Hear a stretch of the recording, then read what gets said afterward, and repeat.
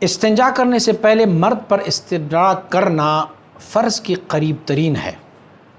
اس کو چھوڑنے والوں کی بھی اصلاح فرما دیں۔ جی بالکل، استبراء تو لوازمات میں سے ہیں، اور استبراء نہ کرنے والوں کے چونکہ وضو ہی نہیں ہوتا، ان کے کپڑوں کی بھی نجس ہونے کا خطرہ ہوتا ہے، فلہٰذا ان کی نماز صحیح نہیں ہوگی۔ اور اگر قصداً ان کو یہ معلوم بھی ہو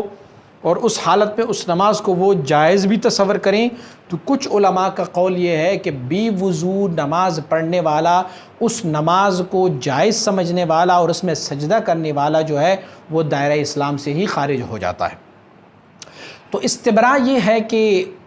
جو قطرات پیشاب کرنے کے بعد آتے ہیں اس قطرات کو خشک کیا جائے، تاکہ وضو کرنے کے بعد وہ قطرات کا اخراج نہ ہو۔ تو جب قطرات کا اخراج ہو جاتا ہے تو اس میں سے وضو ٹوٹ جاتی ہے، اسی